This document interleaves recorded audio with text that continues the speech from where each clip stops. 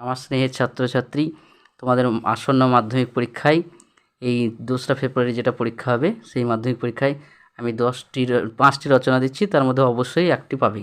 ঠিক আছে, সেগুলো আমি বলতে থাকবো এবং তার মধ্যে যেগুলো আমি দিচ্ছি সেগুলির দৈনন্দিন জীবনের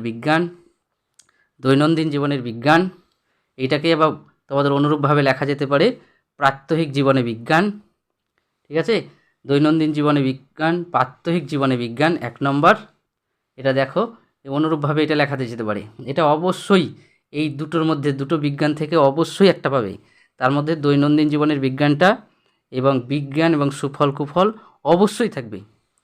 ঠিক আছে, দেখো 2 নম্বর, দেখো বিজ্ঞানের সুফল কুফল, এইটাকে এবার অনুরূপভাবে লেখা যেতে পারে বিজ্ঞানের আশীর্বাদ অভিশাপ, বিজ্ঞান জয়যাত্রা, মানুষের ভবিষ্যৎ।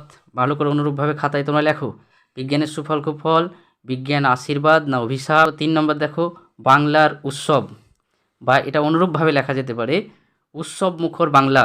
ঠিক আছে, তারপরে দেখো নম্বর, দেখো পরিবেশ দূষণ রোধে ছাত্র সমাজের দায়িত্ব কর্তব্য। পরিবেশ দূষণ রোধে ছাত্র সমাজের দায়িত্ব কর্তব্য, এগুলিকে ভালো করে পয়েন্ট দিয়ে দিয়ে তোমরা লেখা প্র্যাকটিস করো এবং যে প্রথম দিনেই দেখবে যে পরীক্ষা হবে, এগুলোকে ধরে ধরে করো। বেশি 10-15টার উপরে অত রচনা করার দরকার নেই, 5টা করো অবশ্যই। 5 নম্বর দেখো তোমার প্রিয় পর্যটন কেন্দ্র। তোমার প্রিয় পর্যটন কেন্দ্র, এটাকেই অনুরূপভাবে লেখা যায় একটা ভ্রমণের অভিজ্ঞতা।